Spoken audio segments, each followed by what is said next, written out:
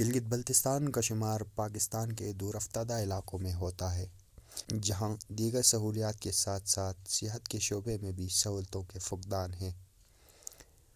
ایسے میں شیخ ناصر زمانی کی انتھک محنتوں سے 2002 میں صحت فاؤنڈیشن کا قیام عمل میں لایا گیا، جس کا مقصد گلگت بلتستان کے دور دراز علاقوں کے لوگوں، بالخصوص خواتین حضرات کی صحت کے شعبے میں مدد کرنا تھا۔ مجھے چونکہ میں دینی تعلیم کے لیے میں قم میں تھا، ایران سے واپسی پر یہاں آنے کے بعد، چونکہ میں ایک ایسے دور افتادہ علاقے سے بلانگ کرتا ہوں، میں بیسک بگروٹ سے میرا تعلق ہے۔ تو جب میں یہاں اسٹوڈنٹ تھا، اسکول لائف میں یہاں گزر رہا تھا، تو اس وقت بگروٹ سے جو مریض لے کر آ رہے تھے گلگت کی طرف دیہاتوں سے، تو اس وقت روڈ کی سسٹم بھی اور دوسرے کیا کہتے ہیں سواری کا بھی کوئی ایسی گاڑی وغیرہ نہیں چلتے تھے، تو بہت سارے ایسے مریض میں نے دیکھا کہ جو راستے میں ایکسپائر ہو گئے یا ہاسپٹل نہیں پہنچ گئے، یا ہاسپٹل سے واپس لے جاتے وقت ان کی بالخصوص ماں اور بچے کے اوپر، خواتین کو جب لے کر آتے ہیں تو بہت ساری خواتین کو ہم نے راستوں میں دیکھا، ان کی ڈلیوری ہو گئی، کبھی ماں بچے ضائع ہو گیا، کبھی ماں بچے دونوں ضائع ہو گئے، کبھی ہاسپٹل پہنچنے کے بعد، تو ایسے واقعات ہو گئے۔ تو پھر میرا ارادہ ہوا، پھر قدرتی طور پر یہ میرا خیال آیا کہ بھئی میں ہاسپٹل کے اوپر کام کروں۔ الحمدللہ ابھی تک جو ہے نا ہمارے پاس جو ہم نے پوری کوشش کی ہے کہ جو بھی سہولیات ہو وہ ہم آپ کو کمیونٹی کو جو ہے وہ مہیا کر سکیں، ٹھیک ہے نا۔ اس میں ہمارے پاس جیسے کہ آپ دیکھیں کہ آپریشن تھیٹر ہے ہاسپٹل میں، لیب کا ہے، بیسک اکوپمنٹس ہیں، مائنر اوٹیز ہیں، بہت ساری ایسی جو بھی سہولیات ہیں نا وہ ہمارے پاس ہیں۔ مائنرز ڈاکٹر ہمارے پاس آتے ہیں سرجریز کرنے کے لیے، ڈاکٹر شرین سلطان ہے، ڈاکٹر عمران ہیں، ڈاکٹر اقبال عزیز ہیں، سمیع اللہ خان ڈینٹل کے ہیں، سید طاہر حسین ہیں جو ENT کے ہیں، یعنی تقریباً تمام ڈسپلن کے جو سرجنز ہیں وہ یہاں آ کر جو ہے وہ آپریشن کرتے ہیں۔ I am the first orthopedic surgeon in Gilgit Baltistan. Gilgit Baltistan کی ہسٹری میں پہلی سرجری میں نے گورنمنٹ ہاسپٹل میں 89 میں کیا، اس سے پہلے کوئی آپریشنز ہوتے ہی نہیں تھے، اور پھر میں 35 ایئر ریگولر سروسز گورنمنٹ کے دینے کے بعد میں 2016 میں ریٹائر ہوں گورنمنٹ سروس گریڈ 20 میں۔ اس کے بعد اس ادارے سے ہماری بہت پہلے سے ایسوسیشن تھی، تو بڑی سروسز یہاں پہ دینے کے لیے ایم اینڈ آبجیکٹیوز کے ساتھ یہ ادھر سے آئے ہیں کراچی سے، وہ لوگوں کی ویلفیئر کے لیے یہاں سروسز دے رہے ہیں۔ میں ادھر صحت فاؤنڈیشن میں ایسا میڈیکل آفیسر پچھلے 1 سال سے کام کر رہا ہوں۔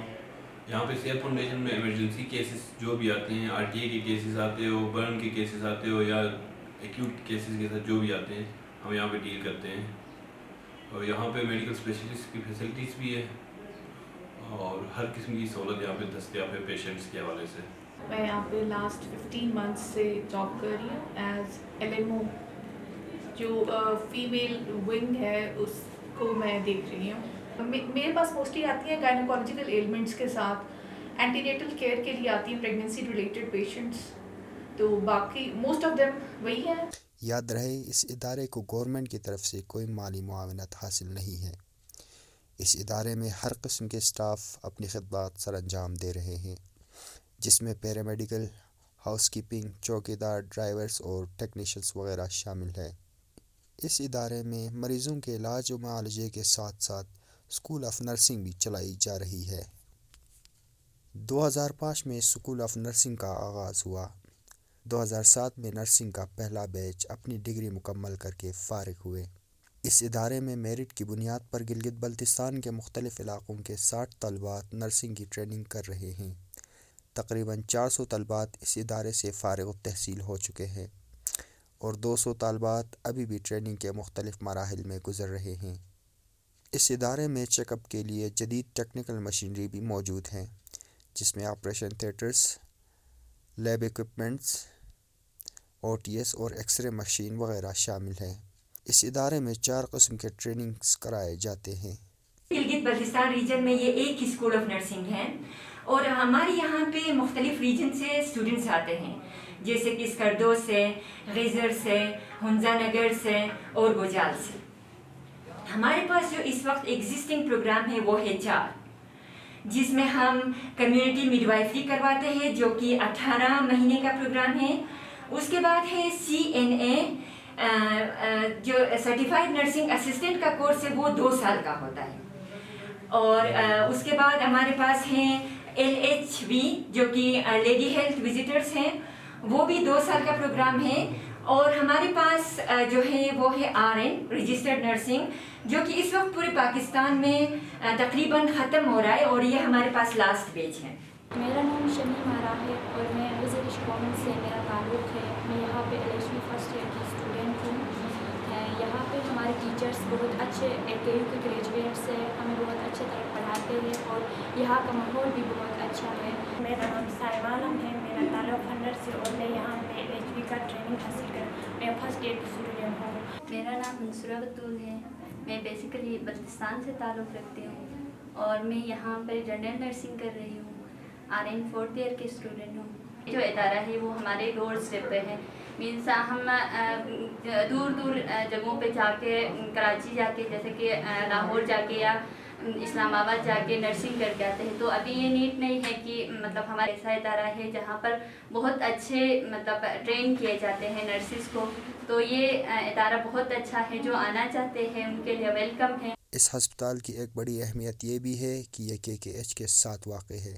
اس وجہ سے KKH پر جو بھی حادثات رونما ہوتے ہیں ان کو سب سے پہلے صحت فاؤنڈیشن ہی ڈیل کر رہی ہے. دوسرے پرائیویٹ ہسپتالوں کی نسبت یہاں پر مریضوں کی بہت کم پیسوں میں علاج کیا جاتا ہے. یہاں مختلف انشورنس کارڈ بھی ویلڈ ہے. اس KKH کے اوپر یہاں کے دنیور برج کراس کرنے تک روڈ کے اوپر کوئی ہاسپٹل گلگت بلتستان کا گورنمنٹ کا یا پرائیویٹ کوئی موجود نہیں ہے. وہ صحت فاؤنڈیشن ہے. روزانہ خدا نہ کرے اور روزانہ ہمارے پاس کبھی کبھار 8-10 تک بھی روڈ کے ایکسیڈنٹ آتے ہیں، لیکن ڈیلی بیسس پر 2 اور 3 تو ہر صورت میں آتے ہیں. اب اس میں ہمارے لیے ایک مشکل ہمارے لیے ہے کہ وہ جب لے کر آتے ہیں یا 1122 لے کر آتے ہیں یا ٹورزم پولیس اٹھا کر لے کر آتی ہے، ان کے ساتھ ان کا اٹینڈنس نہیں ہوتا ہے. ابتدائی کیئر کی جو جتنی بھی میڈیسن ہے وہ مہنگی میڈیسن ہے. عام پیراسٹامول اور ڈسپرین سے تو اس نے ٹھیک نہیں ہونا ہے.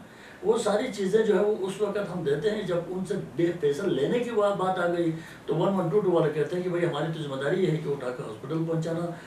ٹورزم پولیس کہتے ہیں کہ بھائی ہم نے تو راستے میں دیکھا تھا، زخمی تھا، جان بچانے کے لیے لے کر آ گئے ہیں. تو پھر وہ روزانہ کی بنیاد پر ہمیں کم از کم 20 سے 25,000 30,000 پیسے جو ہے وہ ہم نے اپنے کاؤنٹر سے دینا پڑتا ہے یہاں پر.